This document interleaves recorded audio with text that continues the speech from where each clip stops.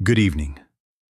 I know many of you have prayed long and hard, some of you with tears, some of you in the middle of the night when all the noise of the world had faded and nothing answered but the ache in the heart. I am not here to tell you that you have failed or that you are wrong. Never. We must never use the words right and wrong. There are states and stages of consciousness, and each stage has its language, its tools, its ladder. And it is no sin to be on a ladder when you cannot yet stand on the roof. You see, I have no spiritual pride in this. I know where I am, and I know just where I am not yet. And I can tell you from experience that most of us come to this work through words, and then, if we are faithful, outgrow them. Now then, the premise I must lay before you at once will sound like a contradiction to religion as you have practiced it. If you need words to reach God, you are not yet in contact. The very need to speak, to persuade, to repeat, announces to your own soul that you are still trying to reach, not resting in what is already present. Words, at their best, are a ladder. They are not the roof. They can bring you to the threshold. They can steady your foot on the steps, but presence is not reached by speech. It is recognized by contact. In other words, you do not talk the sun into shining. You step into its light. And when the light is upon you, there is nothing to say, because seeing ends the need to describe. Watch out. I am speaking now from the standpoint of the infinite way. God is omnipresent. That is the truth whether we believe it or not. But omnipresence is not the same as availability in your experience. Availability is realized through inner receptivity, through contact. A radio station may broadcast 24 hours a day, and still the room is silent until you tune. So it is that God is omnipresent to the man who is starving, and yet God is of no avail, no practical value, until the contact is made within his own consciousness. Do not take that as judgment. Take it as diagnosis. The law is already established. Our part is receptivity. And so, I am not inviting you to an argument about beliefs.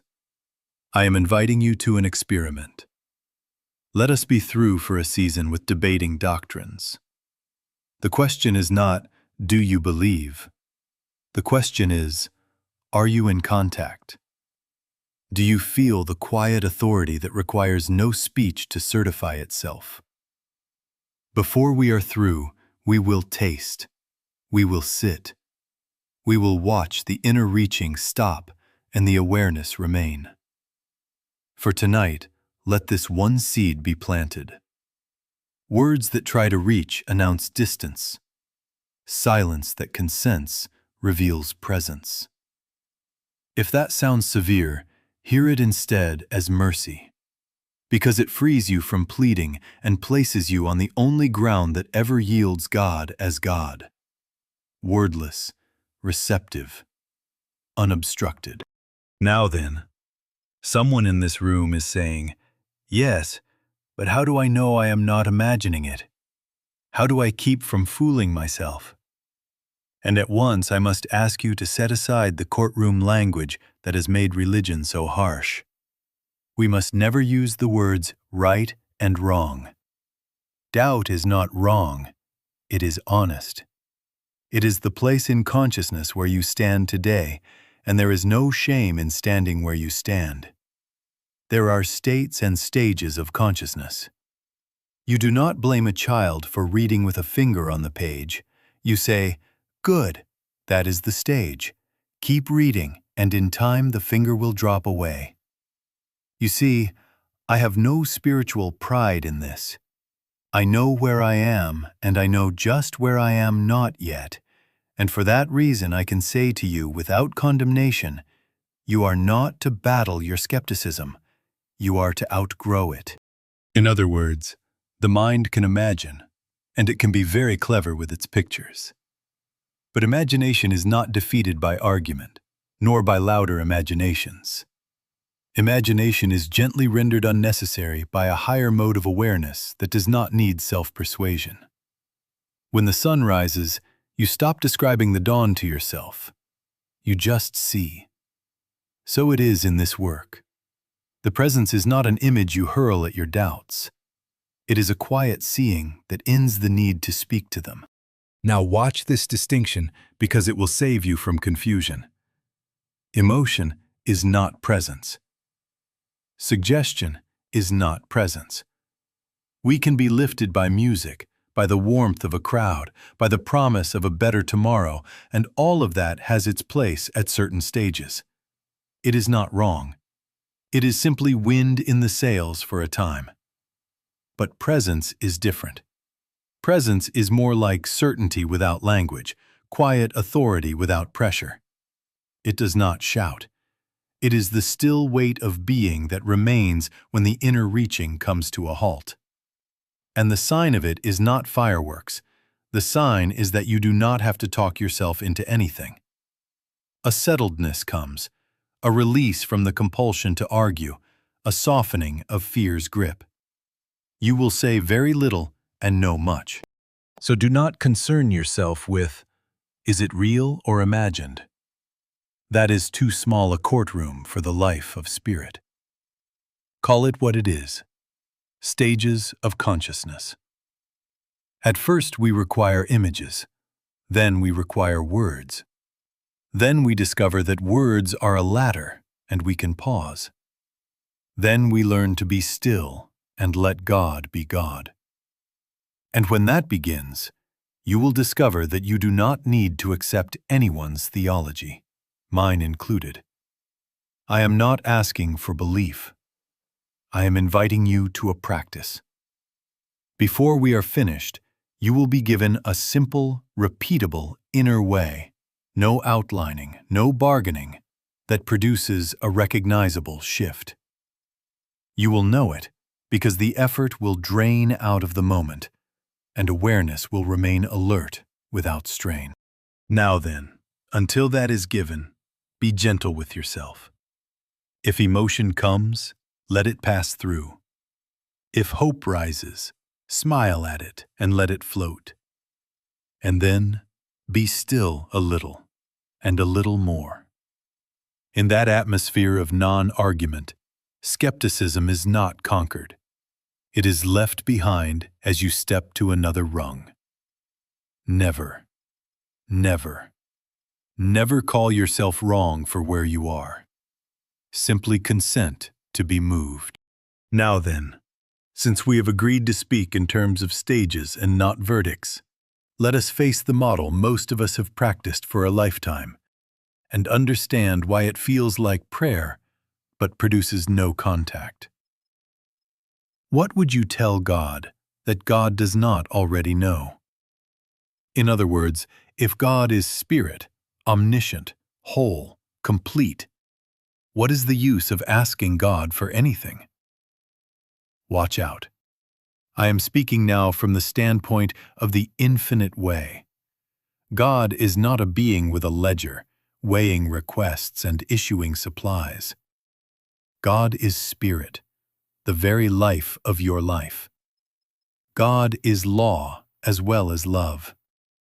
The instant you begin to inform infinite intelligence of your conditions, you have quietly accepted a picture of God as a power outside yourself to be convinced, influenced, or negotiated with. And the moment you do that, you have stepped out of contact into bargaining. You see, petition feels like prayer because it has emotion and earnestness and sometimes tears. And we mistake intensity for communion. But listen closely. Petition has you rehearsing the very absence you fear. You name the lack, you outline the remedy, you nurse the worry between your words, and every sentence fixes attention on a problem as if it were self-existent. In that fixation, you anchor consciousness to the level where separation feels true. You pray about a sick body, and, without knowing it, you certify a universe in which God and health are elsewhere. You pray about money and, without meaning to, you certify a universe in which substance is scarce and must be dragged from a reluctant deity. That is not sin, never call it wrong. It is simply the stage of consciousness that believes in over here and over there. Now then, see what happens the moment you outline. You tell God the form you prefer, the time you prefer, the door you prefer to open, and you reduce spirit to a Santa Claus, a cosmic clerk taking orders. That dishonors the nature of God. Never, never, never try to influence God. There can be no exception to the rule. The only prayer that makes contact is the prayer that seeks God for God. Contact first, harmony after. When we reverse the order and seek outcomes first, we must stay on the human level, managing, persuading, fearing, and adjusting. And on that level, there will be occasional improvements, yes, but no assurance, because we are living by effect instead of cause. In true prayer, you do not inform, you do not persuade, you do not demand. You consent. You become still and receptive to what already is. Then, without your outlining, the lawfulness of spirit begins to show itself as ideas, as right unfoldment, as the added things appearing in their way and time.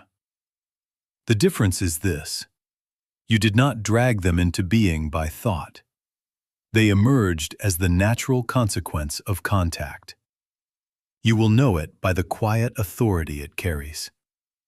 The tension has gone, the fear has loosened, and even before a single outward change, you have ceased rehearsing absence.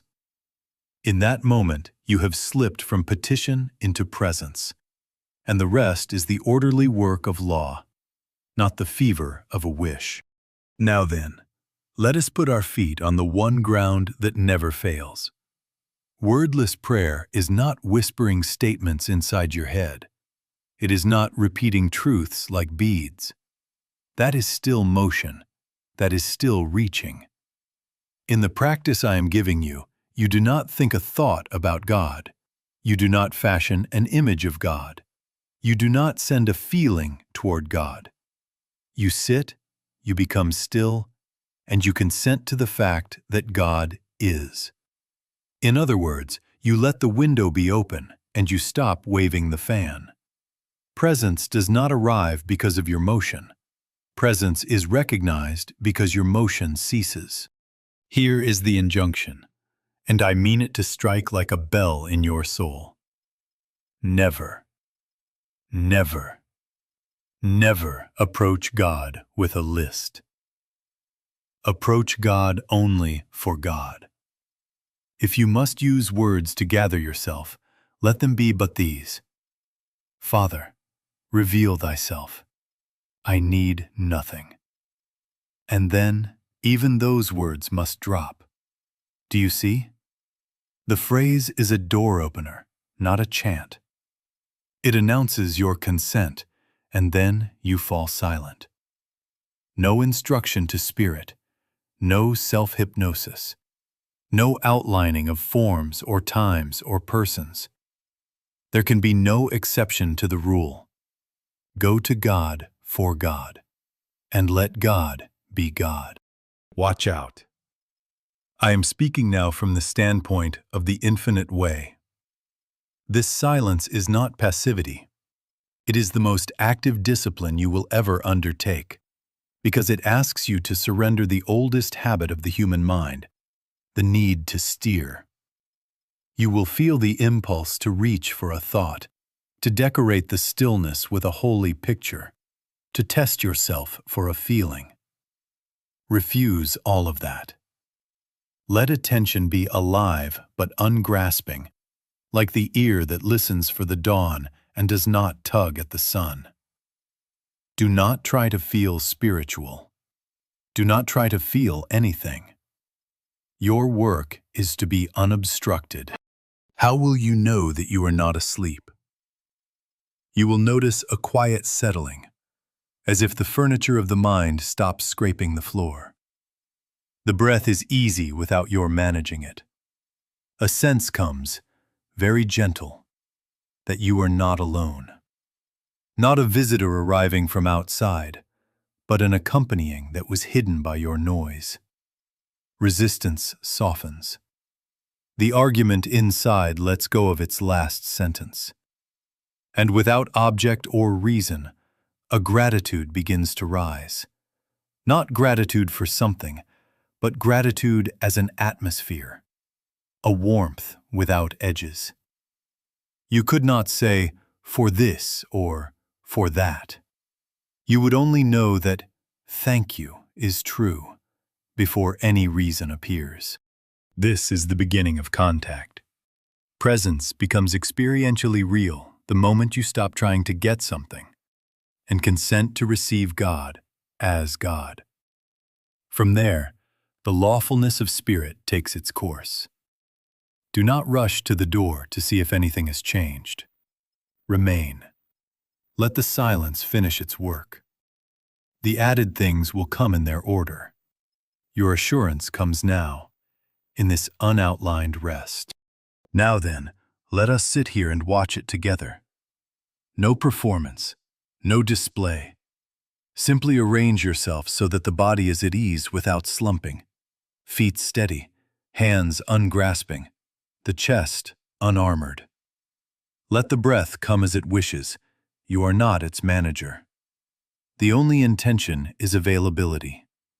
Not to get, not to feel, not to make something happen. Availability. If you need a gentle turn of the head inward, let it be this whisper. The earth is full of the Lord. Let it point you, and then let it go. Do not hold it, do not rock it, do not make it a drum. The phrase has done its work if it has tilted you from outer to inner.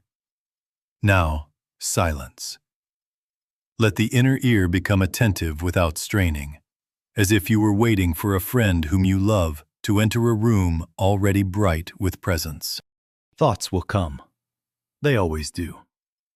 A shopping list, a memory, a tiny appraisal of whether you were doing it right.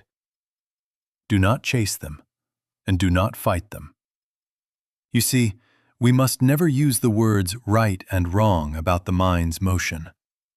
There are states and stages of consciousness. So let each thought pass as a boat on a river you are not trying to row. If restlessness appears, call it by its true name, stage, and return to receptivity. If the urge to perform rises, I must have a holy feeling now. Say to it gently, stage, and let it pass. If the old fear murmurs, you are making this up, smile at it as you would at a child who has not yet learned the dawn comes without your help. Stage. And again, silence. Notice now, without poking at it, whether the inner asking has quieted even a shade. There is a moment, sometimes sudden, sometimes arriving on soft feet, when the mind stops leaning forward, and something else, a different faculty, wakes. Not thought, not image, not self-talk. Awareness without commentary. Just this. The furniture of the mind is no longer scraping the floor. The room is still. And yet you are awake. If there is a click, do not pounce on it. If there is only a settling, honor that. Presence does not audition. It announces itself by requiring nothing from you. Remain a little. Do not decorate this stillness. If a warmth rises, let it be a gratitude without an object. Not for anything. Simply gratitude as air. If nothing particular rises, let that be sufficient. You have not come for fireworks. You have consented to God as God, and in that consent, Law works whether or not the senses applaud. Watch out. I am speaking now from the standpoint of the infinite way. Your part is receptivity. The rest is ordained. Now we will protect this moment. Do not analyze it. Do not measure it. Do not compare it with yesterday or with your neighbor. Never, never, never turn back to count the drops. If there was even a moment of stillness, that is the doorway. Acknowledge it quietly and let the silence finish its work as we move on, carrying nothing but the taste of having ceased to reach while awareness remained.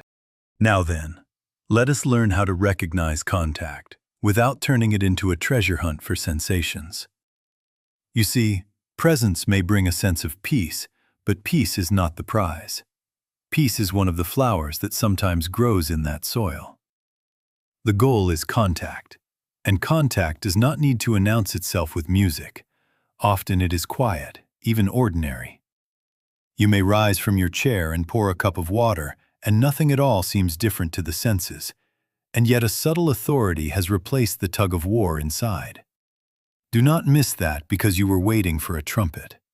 Presence is known by what stops asking to be proved. Watch out. I am speaking now from the standpoint of the infinite way. The moment you dictate how it must feel or what it must do, you have slipped back into mental management. It should be warm. It should tingle. It should make me weep. And already you are drawing a picture on the wall and bowing to it. Never, never, never outline God. There can be no exception to the rule. Consent, receive, and let law fulfill itself. If a sweetness comes, do not clutch it. If nothing particular comes, do not scold the silence. You are not responsible for making God appear. You are responsible for leaving the door unbarred. How then do we know? By the after effects that are lawful, not magical. When contact is made, consciousness is no longer hypnotized by lack, and the outer begins to reorganize in its due course. Ideas take their rightful places. Relationships unknot without your engineer's tools. The next step shows itself without argument. Not because a wish was granted, but because cause has reasserted itself at the center. The proof is not that you can command results. The proof is that strain loosens and order begins to appear without your pushing. Here is a practical test you can use gently, never as a club. After a period of silence, notice whether decisions become simpler. Not always easier, but simpler. One step is clear enough to take. Notice whether resentments you were nursing lose their flavor. You remember, and yet you are not inflamed. The compulsion to rehearse the injury has drained away. Notice whether fear thoughts arrive with less urgency, like salesmen who have stopped pounding the door. Notice whether you are less interested in explaining yourself and more willing to be quietly accurate. These are footprints of contact. The inner weather has changed, and so you are walking differently. In other words, contact is recognized by a quiet authority that does not swagger. You will not need to inform anyone that you had an experience. You will find yourself acting from a poise that does not consult the old alarms. When need arises, you are not as quick to grasp a lever. You wait a moment, and the right call comes through. When the day presents a difficulty, you approach it without the rehearsal of disaster. And then, sometimes very quietly, the added things appear, as rightful work, as a conversation that opens a door, as a body that ceases clamoring, without your bargaining for them. Keep this safeguard before you.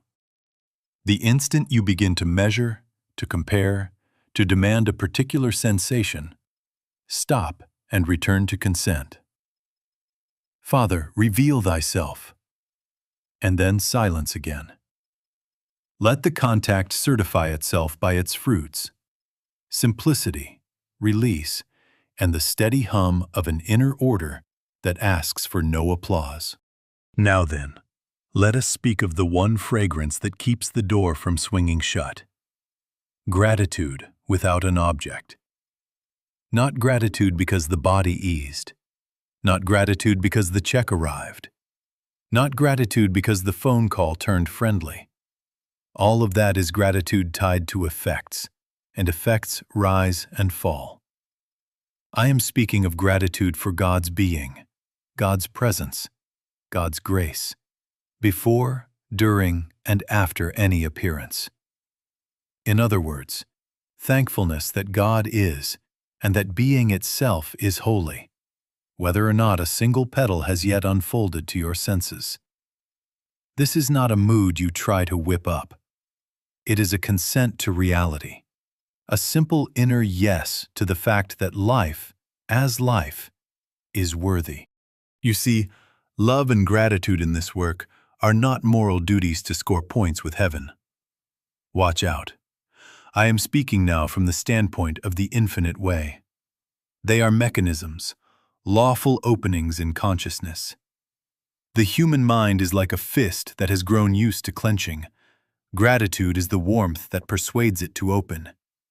When the fist relaxes, circulation returns, and what was numb begins to live. So with consciousness. Wordless gratitude softens the argument, loosens the grip of fear, and makes the soul porous to spiritual influx. This is physics of spirit, not sentiment. Where criticism clenches, gratitude yields. Where outlining narrows, gratitude widens. Where demand shouts, gratitude listens. Now then, how do we practice without turning it into another string of words? With the smallest inward acknowledgement. One gentle, thank you. And then silence. Not, thank you for this. Not, thank you so that. Not, thank you and please. Only, thank you. And let it dissolve into quiet. The point is not the sentence. The point is the felt consent it carries. If even that word stirs you into speech-making, drop the word and keep the consent. You will know you have it when the breath eases and the inner reach relaxes by a degree you can almost hear. And to my dear skeptic, this is your safe experiment. The skeptic wants proof first and promises thanks afterward. But that very bargain keeps the mind in combat with itself, measuring, doubting, demanding. Gratitude without an object ends the duel. It removes the wager and leaves awareness open. In that openness, the proof comes not as fireworks, but as the same quiet authority we have described. Clarity without argument, release without fanfare, order without pushing. There are states and stages of consciousness. Gratitude without an object is the posture that lets you be moved to the next rung. Keep this safeguard before you. Never turn gratitude into payment. Never, never, never make a transaction with God. There can be no exception to the rule. Gratitude is not currency. It is climate. It is the atmosphere in which presence becomes available to your experience. Practice it in small, ordinary hinges of the day.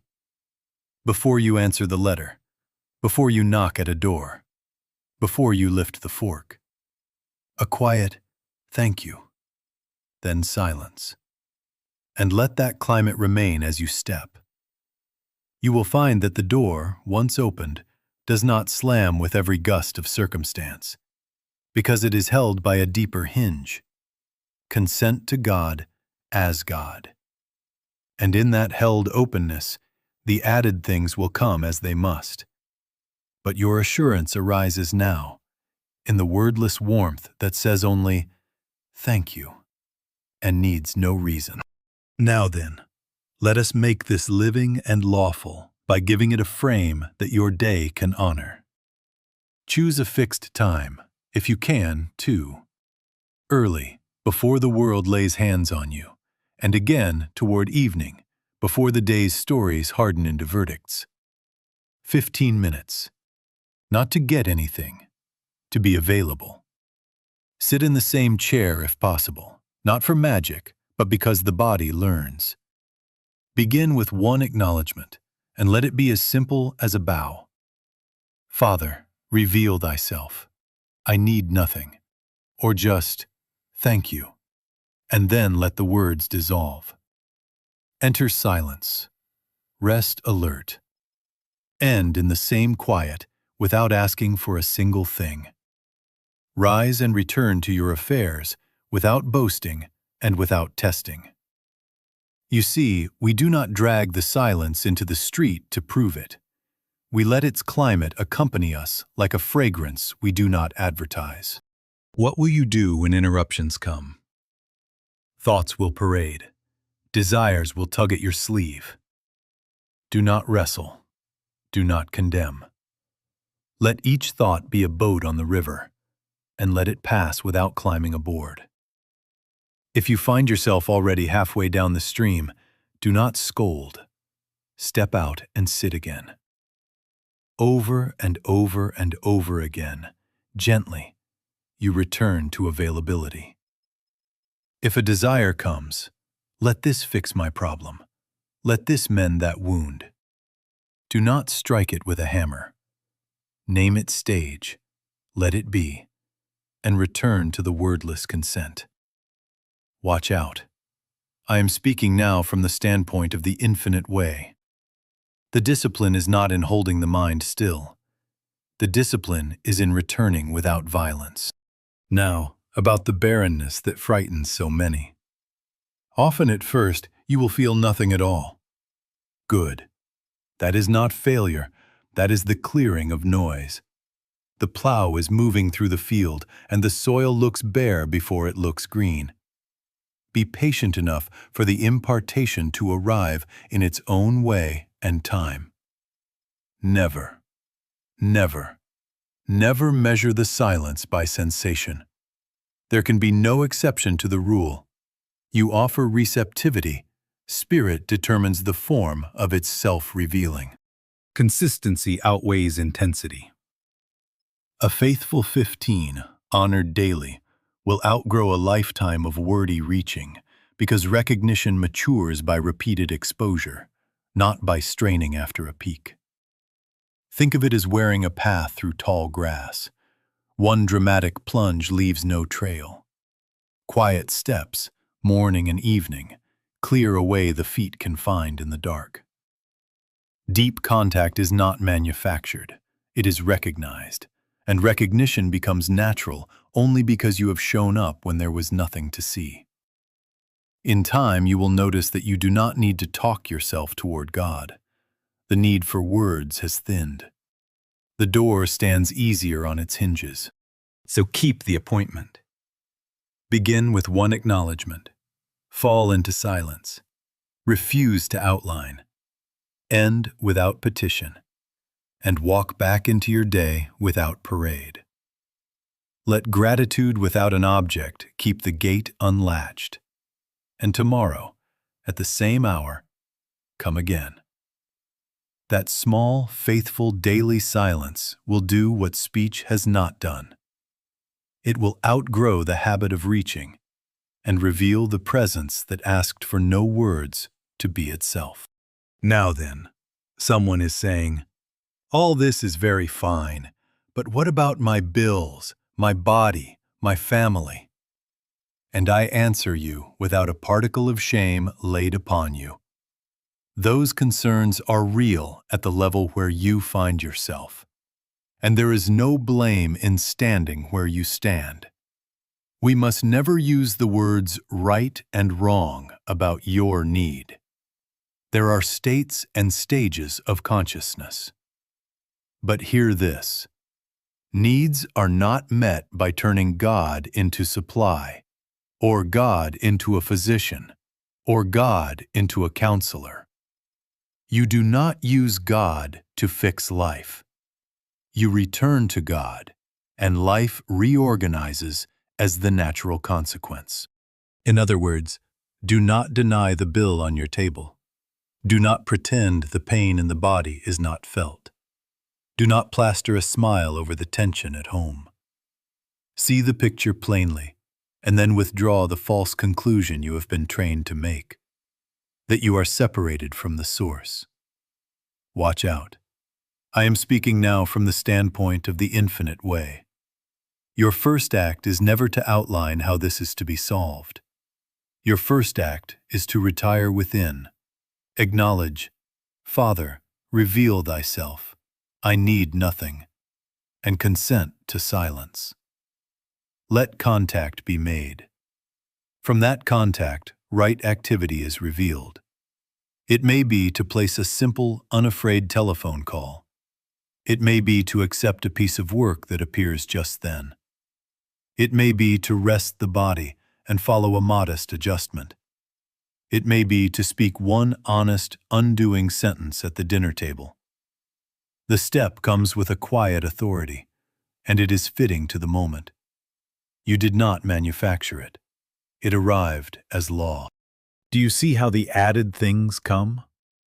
Not as a prize for perfect prayer, not as a payoff for your piety, but as the lawful appearing of order when cause is acknowledged at the center. When consciousness is resting in spirit, provision simply takes its places. Ideas arrive on time. Opportunities seem to meet you halfway. The check that had no reason to come appears with a perfectly ordinary explanation, or the expense evaporates without fanfare. Health, too, begins to show itself as harmony, sometimes as a gentle easing, sometimes as a clear directive, yes, even to a physician or a remedy. Never call that wrong. You must demonstrate yourself on the level where you find yourself. And as you keep to contact, you will find that level rising. Relationships? The compulsion to win softens. A listening enters where argument had lived. And the one true word shows itself. A forgiveness, a boundary, a tenderness. And the household's weather changes. Keep one safeguard. Never bargain. Never. Never. Never say, if you will fix this, I will do that. There can be no exception to the rule. Go to God only for God. Do not make a performance of your trust and do not claim attainment. Say humbly and accurately, I am learning contact. And keep the practice pure. No outlining, no timing, no demands. So try it in the very next appearing of need.